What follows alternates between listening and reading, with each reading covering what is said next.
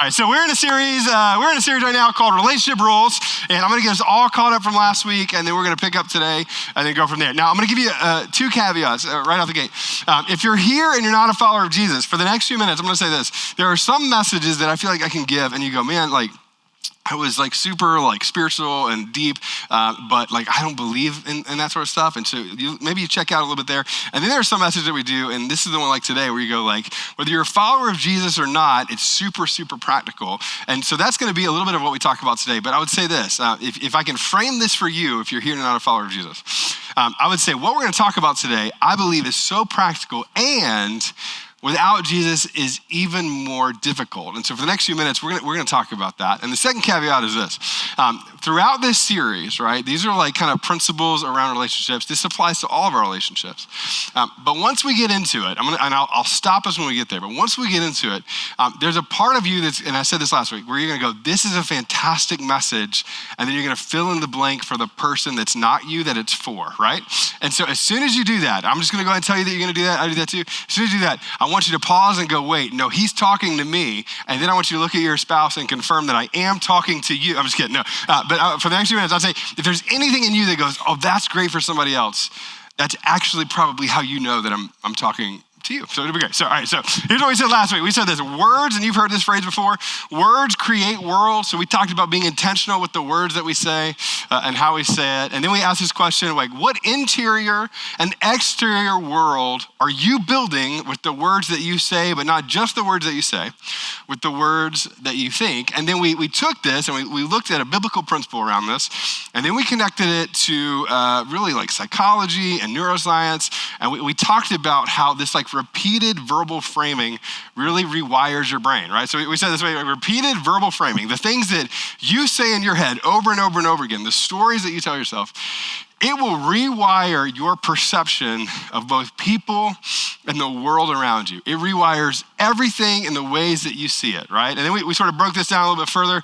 We said this, right? Repeated speech will shape your belief. Like the more that you say a thing, right, it will shape your belief about it. So for those of us who still want to be Major League Baseball players, this is how you believe, right? This is how you do it. Just kidding.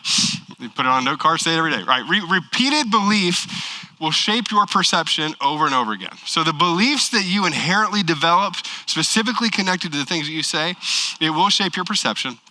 Repeated perception will shape your behavior or the way you treat people in particularly, right? So the beliefs that you carry, your perception that you carry, it will shape the way that you behave. And then repeated patterns with that behavior will reinforce the neural wiring that you already have, and it just becomes this loop that you find yourself in over and over and over and again. And then we said this, and this is sort of like the, I don't know, kind of like the stake in the ground moment last week. We said this, that you currently live within the relational reality that your words and the words of others have built, right? All right, you already live in this, all right? You know, you live in the marriage that the words that you and your spouse have built when it comes to perception that you have of each other. Right? You live in that marriage, right? You have the friendships that are connected to these words, right? You have a lot of times in your job, not always, but a lot of times, right? That the ways that you frame things and think about things and talk about things, it shapes, right, your upward mobility, your leadership capacity, your influence with other people, right? Your words do all of those things. You shape those realities with both what you say, but I think even more importantly than what you say, what you think and how often you think that thing. Now, I don't have to convince you of this, you know this already, because you've met people who maybe you would say like they kind of bend towards being a negative person. And it is very difficult to pull a person who's in a negative loop out of a negative loop. And you're around them and you don't say this out loud because you're smart and mature, whatever that, like you're smart enough to not say it out loud, but you know that when you're around them, you just go like, you'll go to dinner and rather than like, this was good, it'll be like, this was all not good. Or in your relationship, you feel this.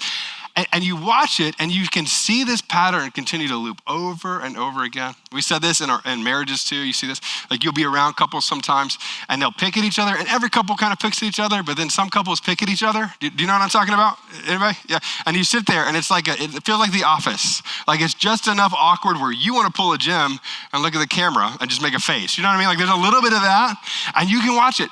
And what that ends up being, and you know this even behind the scenes, is contempt. Like there's a little bit of the eye rolling, a little bit of that, and they created that. They created that for each other. They live in that reality and that world. Now, that's kind of the sort of front-facing internal stuff that's going on. And so today what we're going to take that a little further, and we're going to talk specifically about the assumptions that you have and the assumptions that you sort of build internally. So I put in my notes, and this will be the starting point for today, and that's this.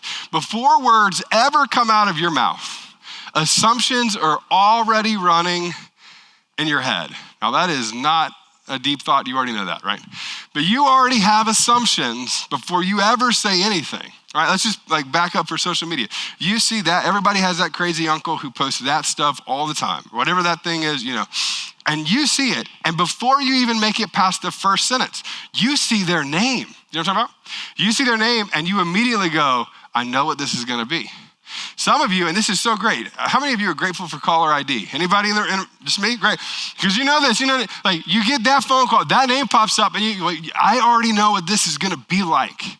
And you don't screen it, but you just kind of watch it until it's done. You ever had headphones in and just like, I wish this happened faster? Anybody know what I'm talking about? Like, you feel this, like you know what that's gonna be like. And so you sort of screen it because you know what that is, right? This isn't something that you have to even convince yourself of. You know that you have assumptions about people, about circumstances, about whatever the other political side is, about religion, about other people. I always kind of laugh about Christianity. There's so many denominations, right? You have assumptions about other Christians from other denominations just based off of what you've seen, right? And so I put in my notes, I said this, that words are visible, not technically, but metaphorically, but assumptions are invisible. Like you don't say all of your assumptions. They're just kind of like the operating system in the background. It's always sort of running, it's always affecting your perception, and it's always affected by the words that you say to yourself and the ways that you think. But those assumptions that are running have a significant power over your life, all right? And again, I give you some, but you know this, like when it comes to our current culture, you feel this like in instant text messages. A text message comes through, you immediately have assumptions based off of what somebody said, how they said it, whether they said it or not. I always kind of laugh at read receipts. Do you know what I'm talking about? Like you'll see when somebody sometimes reads your text and they don't respond, and you're just sitting there like, all right, it's been 7 minutes. You know what I mean? But I'm not counting. I'm just saying I got heard, Like, and then what does that mean? You know what I mean? Like some of you with your spouse, you're like, they didn't text you back and you know that they saw it. And like 30 minutes go by, an hour goes by, and you don't say this out loud because, but internally you're like, well, am I a priority? You know what I mean? I know they're watching whatever, but you know what I mean? Like there's a thing, like they're at work, but whatever. Like you feel these sorts of things where you're like, it affects your assumptions. It affects your assumptions with friends, Like how they would say it to you. But there's something in the back of your brain that already builds the narrative of how their tone's gonna be simply by reading the text, right? Social media with partial information, you know this? Every political post you see, every political post I see, I have an assumption that's connected to how I read it. Not even what I think about, but just even how I read it. And the person's voice in my head and the way that I read it. Here's the other one. This is harder to say out loud, but again, you know this. Even the posts that you choose to believe based off of partial information, which is almost every post that you get. It's almost all, like even news articles, it's all partial information to some degree. But the ones that you attach to as fact are often connected to the perception you already have of the world. Or even the high anxiety and low trust culture that we have, you know this, like we feel this. And even depending on like which, sort of age bracket you're in, you may even feel this more. Like 20, 30, 40 somethings, the anxiety level is super high and the trust in anything that's leadership based is super low. Or a lot of times the trust that's based in institutions is super low. And we have this like kind of high anxiety and immediate sort of like assumption based off of just whatever we see in front of us. And can I tell you this, like out the gate, not all of your assumptions are wrong, and they're certainly not all bad, but unevaluated or if they're not looked at carefully, they can be. They can be very, very difficult. And I put in my notes, I'd say it's difficult to have healthy assumptions, right? And they multiply, I think, in our lives, specifically when we are experiencing some sort of speed, some sort of silence, an insecurity, or stress. Your assumptions, like there's not just one or two, they multiply consistently over the course of any of those four areas. And relationships that you have with people that you really care about. And here's how you know that, right? Especially if you have kids. Like, you will get frustrated at one of your kids because of an assumption that you made over here with somebody else, that maybe there was silence in that, and you came home with that energy, and you take it out on your kids, and it's like they didn't put their socks away, but they got the response of you of the frustration over here with this person, you know? Your spouse gets maybe the same sort of thing. Close friends get it. The closer the proximity they are, and they get those sort of things. And what happens is when those assumptions multiply, especially negative ones, they don't just multiply in the places that we want them to. It's almost like a shotgun approach where it just multiplies sort of everywhere, right? That's why you get mad at the person who checked you out at Target and they didn't do anything, right? This is why you assume the tone of that text message here, but you're really kind of concerned about the text message over here. That's why you're really mad at your boss, but every coworker feels it too. Or you had a really bad boss over here, and every boss that you've had since then gets that same energy because there's an assumption about what authority is. Like, you feel that whole thing, it stretches into all of those different avenues, and it multiplies quickly, right? But I said this way too, when it comes to these four in particular, we often don't respond to what happened. We respond to what we think it meant or what we brought to what we sort of experienced in that moment. And those assumptions can be incredibly damaging to our life. Now, I know I don't have to define this, but just for like being overly clear, when we talk about assumptions, here's exactly what we mean. It's a conclusion that you draw without full information, and we do this all the time. A conclusion that you draw about a person or a situation or a circumstance without all the information. And then I can say it this way, this is kind of where we'll spend the bulk of our time. But I think more clearly, it's a story that you create to make uncertainty feel controllable in your life, right? The anger emotion that you have at a person when it comes to any of those things is a secondary emotion to the insecurity that you often feel around the relationship and the distance that happens on a silent text message, or a relationship feels like there's tension in it. All right, it's a secondary thing. And those assumptions shape you so much. And then I would say this, when it comes to your relationship with God, when it comes to your faith, all of us, and I wish more people thought about this, all of us have assumptions about what God should do and who God is and how God should operate in the world. All of us do. And if it's actually sort of a relational thing and not a transactional thing, the relational thing highlights your assumption even more. It highlights it even more. Because if a good God was good and he loved you, then he would, that's the assumption that many of us carry. And you can take that assumption and apply it to most every area. Some of you are single in the room, and you know this. If a good God who loved me the way that I should be loved, then I would have met this person by now. If a good God loved me the way that I should have been loved, then when it comes to like my marriage, you feel this, then we would have figured this out. Some of you are really honest again, things you don't say out loud very often. If a good God loved me the way that he should have, then he would have made me better at this, and this. He'd have made me look like this, or this. He would have given me wisdom with people like this, or this. All the people you're jealous of, he would have made me more like that. And here's the thing, come on. The older we get, the better we are at masking those sort of primal things, but those primal things drive so much of your behavior and your response in the world. Right? These assumptions decide whether you trust people or not, or whether you withdraw. It distorts how you view God or Jesus in your life based off of what you expect him to be like, right? This is a fun one. It is mine. It completely sort of adjusts how you view silence from people. Like somebody who just doesn't respond the way that you think they should respond, or silence in a message or conversation. You begin to build assumptions very quickly around those things. It really affects the way that you experience kids. And as kids get older, right? I have younger kids, but I've worked with middle schoolers and I've worked with high schoolers for like 10 or 15 years.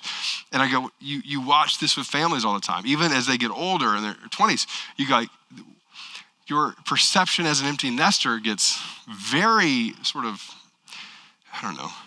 changed based off of the assumptions you have even about your kids and what they say. Right, so here's what we're gonna do. All that to say, that's the intro. So we got about an hour and a half left. I'm just kidding. That's the tension part. I'm just kidding. All right, so here's what we're gonna do. We're gonna look at a passage in an area of the Bible called Luke, which is one of my favorite areas of the Bible. Luke is fascinating to me because he was a physician, so he's super detailed. So as you read through Luke, super detailed. He got many of these sort of like firsthand accounts from people who lived it, and he took very good notes, and he wrote these stories out, collaborated or corroborated these with different sources, and so we get this really beautiful passage. And where the passage that we're going to look at today is a fairly famous passage. So I will say, like, as we read through this, many of you have like read this before, and it is an interesting thing. But when we get into it, I'm very interested in the behavioral part of this and Jesus' response to the two women that are involved. So this is the part of Jesus' ministry where many of you know he was in obscurity for a long time. Then he started doing sort of miraculous things, and then he started teaching subversive things. And then he started teaching subversive things and doing miraculous things, and everybody started showing up, right? And as this is happening, he goes into the home of these two women, and many of you have heard this story, but it's Mary and Martha, and he goes in, and one of them is very interested in what's happening, and one of them seems like she's trying to create an environment that is very hospitable for him to show up in. And so this is Luke chapter 10, and in the midst of these verses, there's like 3 sentences that I think highlight this assumption thing so well. Here's what it says. Luke chapter 10, we're gonna be at verse 38. So it says, as Jesus and his disciples or close followers who were learning from him were on their way, he came to a village where a woman named Martha opened her home to him. So again, she's like welcomes him in, welcomes all these disciples in, and she's like, hey, come on in here. But again, he would have likely been fairly known at this point, even to these women. She had a sister called Mary who sat at the Lord's feet listening to what he said. And so we get these like very short sentence, but you find like Martha's the one who's like running around the house making sure everything's hospitable, right? And then Mary just shows up to Jesus, and again, it probably feels a little weird to us, but like sits at his feet to learn from the teacher or the rabbi. So Jesus was a rabbi. He's teaching out. He had been teaching out, and Mary goes, "Hey, you're in our home. Like you're at our dinner table. Let me just sit here and ask you. I want to learn." And she sits at his feet.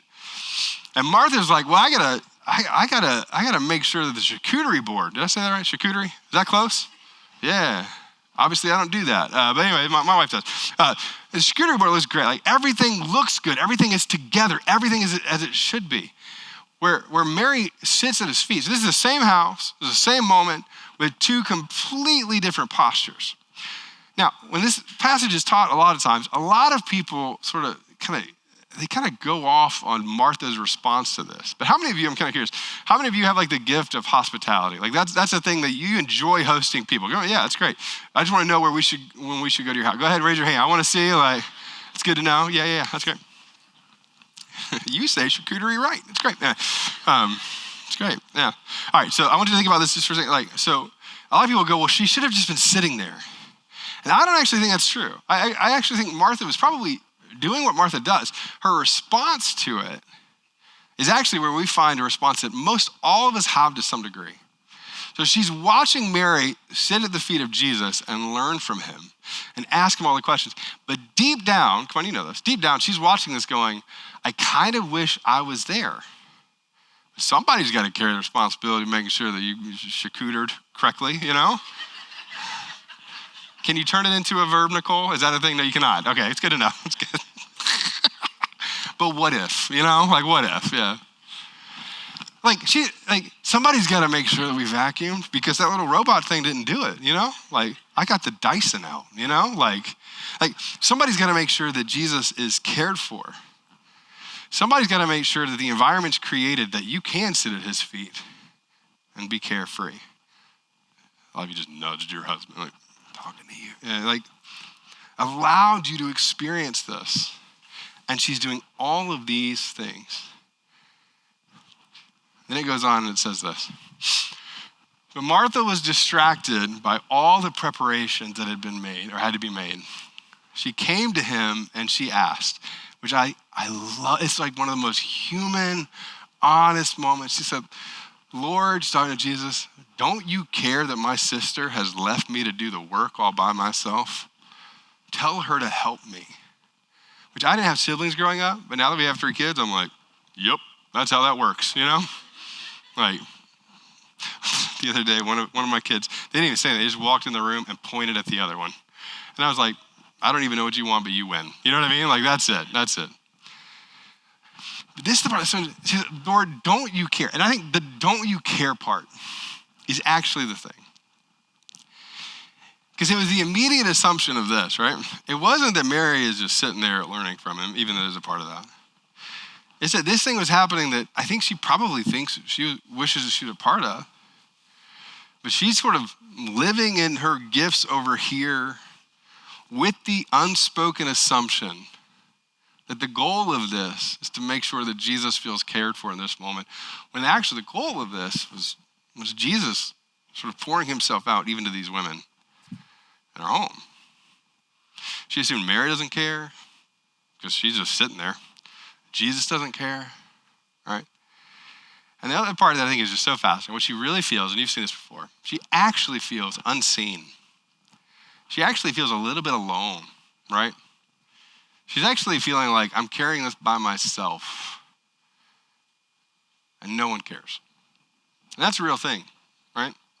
Now, applied here, many of you have felt that, but applied broadly, is the assumption of looking at someone else and going, you think this, you believe this about me, and because of those things, there's distance, there's created stuff, and all of this, you ready, is happening in her head.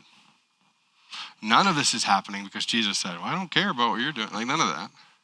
None of this is happening, we don't think, because Mary's doing it. It's a narrative, it's a perception, it's an assumption that gets built in her head. And you've used this phrase before, what she's actually doing, and you know this. She filled in the blanks. It's what we do, right? It's what we do. You get that text message, you fill in the blanks. You get that email, you fill in the blanks. One time I got a text from one of my bosses when I was probably like 21, 22. And he said it kindly, but we had a disagreement earlier in the day. And I took that into the text message. You ever done this before? And I responded with the energy from earlier in the day to that text message. And that was a fun job that I used to have. No, I'm just kidding. No, I'm just kidding. That's not true. But there's a piece of this, you know this. I responded with an assumption that I had carried with me that wasn't even true. You ever done this before? Where you were still sort of angsty about something? And then you see somebody else later who isn't at all. And then you come at them with that. And they just look confused, you know?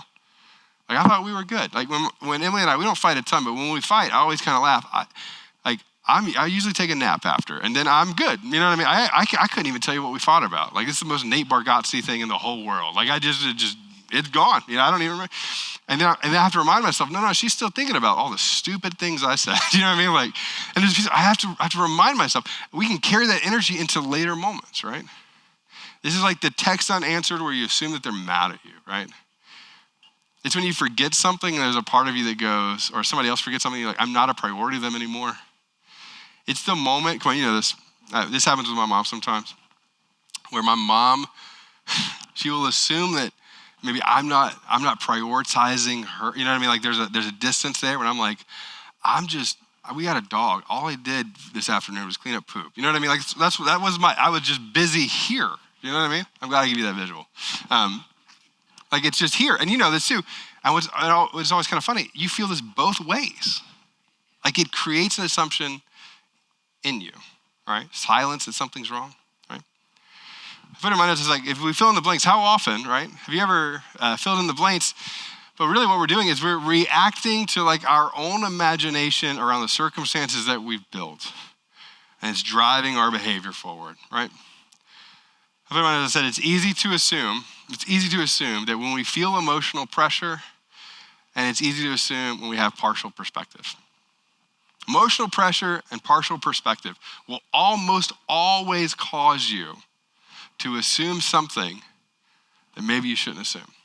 And now, can I prove it real quick? This is always fun. You remember like the earliest days of your dating relationship? When whoever it was that you dated at any point, like date 1 through 3? Come on, yeah. Emotional pressure, partial information. Angsty. You know what I'm talking about? Like, well, they didn't respond quickly. You know what I mean? Or they responded too quickly. What does that say about him? You know what I mean? That was 7 minutes. You know, that was quick, you know? Like, what is that? Like, come on, you see this over and over. In a new job, you feel this. You feel this in your relationship over and over and over again. Partial perspective, emotional pressure, they build up that assumption in you. I said this, how much, right? How much relational pain didn't start with what the person did, but what you decided it meant to you. And when you understand this, when you get this, what you begin to do, you know this, what you begin to do is in those moments where it sort of builds, and you recognize what the assumptions are, what's happening in your mind, what's happening in your heart, and then you go, okay, I'm just gonna look at this as if it's an object, as if it's a thing, and evaluate from there. It's what you ask other people for that are friends. Help me have perspective on this thing. And you're not talking to the friends that just agree with everything you say. Like the friend who would look at you and go, look, they didn't mean it that way. That's probably not true. They bring you back to reality. Come on, you know, and you have to go like, what is that assumption that I've made? Now, the other one I think is fascinating. We're gonna go kind of all the way in with this. The other one that's fascinating, especially in our relationship with God, is when you make these kinds of assumptions with God and you don't get clarity or you feel the, sort of the tension points in this, right? It shapes the way you view Jesus' responses to you. And it creates a kind of doubt in your heart that is completely unverifiable with the rest of your life. Because there are certain things you don't get an answer to when it comes to pain. And you can look at that and you can go, well, then he must not, or he must not be good, or he must not love me, or he must be up there, but we can never know because a good God, if I was God, but you don't say it that way. If a good God could, then a good God should do whatever I think a good God should do. You fill in those blanks. Come on, you look at this. But what I think very deeply is that Jesus doesn't want you to carry the kinds of assumptions that are damaging to your heart and your life. He actually wants you to be free. And this is the turning point in the passage that I think is so interesting. What Jesus does with Martha isn't the kind of correction that I typically default to with my kids or people that I lead. He doesn't even really address the behavior. He goes so much further and so much deeper. Here's what he says to her. He says this in the next verse. He says, Martha, Martha, you're worried and upset about many things. Right? It cuts all the way to it. This is about one thing. This is the multiplication of all of your assumptions. You're worried about many things, but few things are needed, or indeed only one. Mary has chosen what is better, and it will not be taken away from her. And so you get this like sort of nudge correction at the end, but at the beginning, he speaks directly to what she's carrying in her identity. That you allow these assumptions, like in a shotgun way, to go to all of these different places. Come on. You don't have to do that. This is not what is happening. And he speaks to the identity of the person. Put it in my notes. I said, Jesus corrects an internal narrative that she had, not simply an external behavior, which is what he wants to do for you. That all the internal narratives that you have that are negative or wrong are leading you to a place that you shouldn't go. Jesus doesn't want to just correct the behavior. He wants to change those internal narratives in a good way. I said this way in my notes, I said this, that our brain is quick to fill in motive when we lack clarity.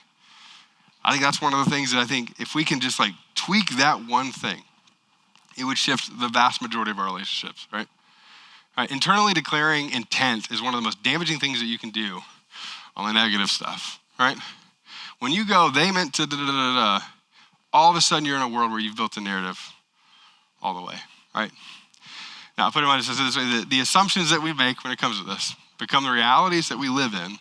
And so those assumptions, I want us to not get rid of entirely. That's not the goal. I want you to evaluate those as if it were like a teacher evaluating a test.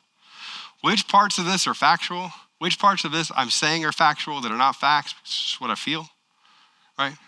What's the reality that I'm actually living in, not building in the imagination in my mind, right? Some of us aren't living in reality.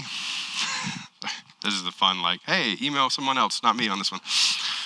Here we go to the next slide. Some of us aren't living in reality. We're living in a fictional story that we wrote about the relationships with people that we have, right?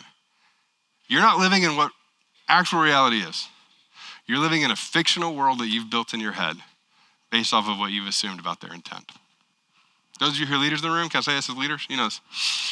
You don't get to do this for very long. You don't get to do that. Like you can correct behavior all day long, but it is very difficult to do intent until you are very, very, very, very, very, very clear about it. Right? As parents, you know this. You don't get to do this with intent. right? You don't get to do this with your kids all the time. You have to look at the behavior and correct from there, right? Here's a couple questions around this, and again, these are mine. I don't know if this is necessarily yours, but these are mine, right? What repeated story am I telling myself about and fill in the person's name or the situation's name or whatever that is? What motives have I assigned to that I don't know if it's actually true? It's not what they did, it's why they did it. Because you know, like you have a motive that you've assigned to it. Where have I confused my own insecurity with someone else's intention? All right, they bumped up against my insecurity.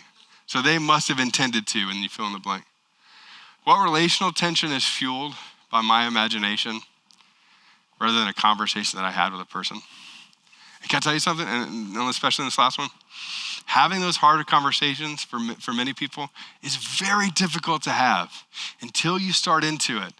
And come on, you know this. Once you start into it, generally they're a lot easier than you thought they were going to be. Right? So I'm going to give you a couple things real quick, and then I'm going to tell you a very brief story. And then we're gonna wrap up our time, right? First thing is this, right? I want you to replace accusation with curiosity every single time, right? Every time you're like sort of bent towards accusing somebody, especially around their motive or intent, I want you just to decide to be wildly curious. And I'll tell you how I do it. I don't even know this is how you should do it. This helps me. I just decide I'm gonna do my best to be curious and ask the most interesting, curious kind of questions.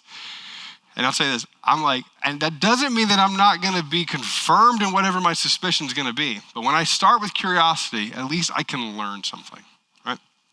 Learn something about the person. Learn something about the person I'm leading. Learn something about my kids or my spouse or my friends, right? I wanna be wildly curious. Now, can I say, apply this to the political stuff that you get amped about, and it will help you so much, right? It will help you so much. If you go, hey, there's all the extremes, and there's pieces of the extremes that you'll never fully understand or grasp or agree with until you get that. But like the one step beyond the extremes, the people that you wildly disagree with, when you get wildly curious about why they think what they think, it humanizes the person that's in front of you and helps you get clarity, right? I'll give you another one. This is a bonus, right?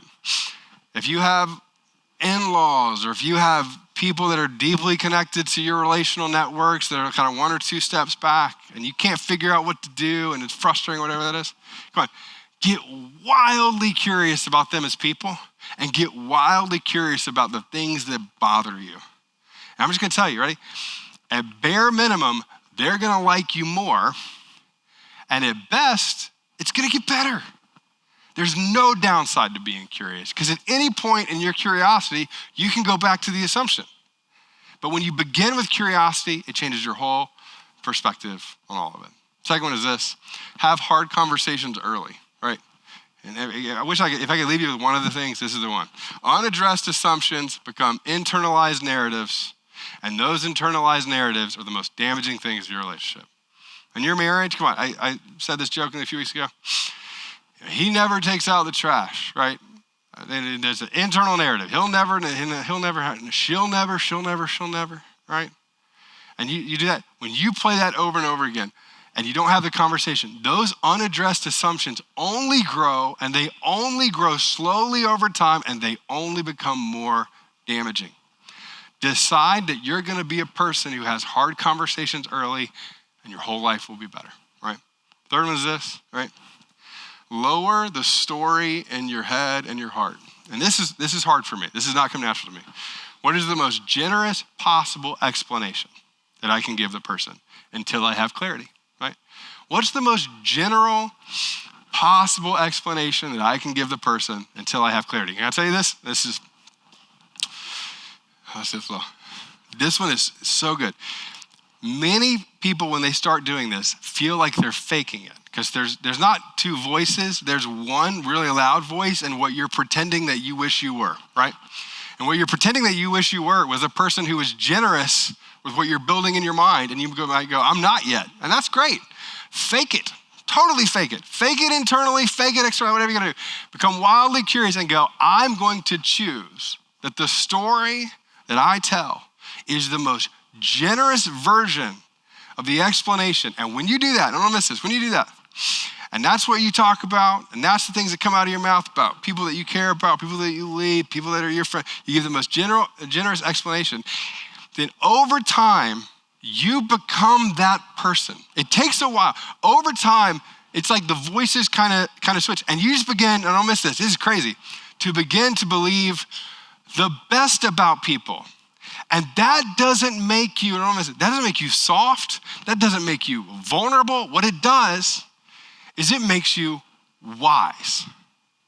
And that doesn't mean that you go, well, then I learn more information than they must be, or they must have done this. No, when you learn more information, do it. But your starting point is the most generous explanation that you can give. And when you do that, don't miss this.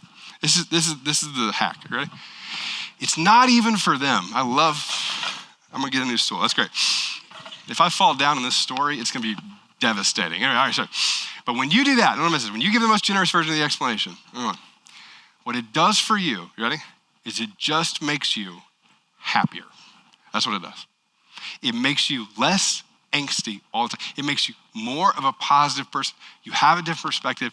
You become better when you're generous with the explanations of people. And here's the thing. Can I just say this? The people that you carry the assumptions about, however big, however small, right? The imaginative version that you have with the narratives in your head naturally dehumanize them and make them a fairy tale in your head that you can swing at. And you know this because every time you have those conversations in your head, you're good at ninja-ing them 45 minutes after you have the conversation. But still, like you're really good at it then, you know? But if you were to say all of those things, you know this. Part of the reason you can't do it in person like that is because if you looked at the person or the human in front of you, they would be like a safety cable kind of thing. It doesn't allow you to say that to a human being, but it allows you to say it in your head after or before or during while they're talking. But when you see the human in front of you, notice this, it doesn't make the things untrue. It makes them a human being, and it shapes you too. And if I could convince you of any of this around the assumption stuff, what I wish that I could convince you is the vast majority of the imaginative, narrative things that we build around people groups, political stuff, spouse, tension, pain that we carry, it's not that it might not even be true. It's that the way that we approach those assumptions can be so damaging until we see the human being in front of us. Which is what Jesus did. He looks at Martha. He says her name twice. And he speaks to who she is and what's happening in that moment. So, bottom line, I'm going to pray for us, and that's this. The assumptions that we make become the realities that we live in. I think we have to objectively look at those assumptions. So, here's how we're going to wrap up our time, and then we're going to get you out of here. All right. I'm going to ask you if you would to close your eyes, bow your heads. Nothing special about that other than helping you reflect for a second. Here's what I'd love for you to do just for a second, right? I'd love for you to ask yourself, as I started this message, you can be at any point in it, there was a person or a circumstance or a situation that maybe pops in your head. And what you did, or what I would typically do, is immediately like shoot that down and repackage and move forward, but not lean into it. And if you did that at any point during the talk with a person or a situation or circumstance, that's the thing I want to be at the forefront of your mind just for a second. That thing, that person. Not the safe person you have kind of mild assumptions about, like me and all Phillies fans. Not that thing, you know what I mean? But like for you, who's the person that you just set aside? I said, I'm not gonna look at that. I want you to look at that thing, that person. And then I want you to be really honest in your mind. Have you created an imaginative sort of narrative with them? Have you done that about the circumstance or the people group, the politics or stuff? Have you done that? And then if you have, here's what I'm going to ask you to do. And there's nothing magical about this. It just really is more of like a resetting sort of prayer. I'd love for you to pray this simple prayer. And the prayer is this. Help me to see them or to see that the way that you do, Jesus. That's a simple prayer. Help me to see them or to see that and name it the way that you do, Jesus. So Father, thank you so much that you want us to be free. That you don't want us to carry things that we shouldn't carry. You don't want us to say things to ourselves or others that we shouldn't be saying or thinking. And then ultimately, throughout the New Testament, we've taught us over and over and over again is how like this rich sort of clarity of thought when it comes to people and our relationship with you really does lead us to a better life. And so I ask that you would help us, me included, to not throw away all of our assumptions, but to be able to objectively look at them with truth. And not our own version of truth, but yours. I pray that you would heal the things in our heart that need to be healed. I pray that you give us wisdom. And I pray that we see every person and every situation, every category of person as human beings who are all made in your image and whom you all love. And I pray that you would help us to see with wisdom and discernment and with clarity. And that you would help us to look at the assumptions that we have the way we should. In Jesus' name we pray. Amen.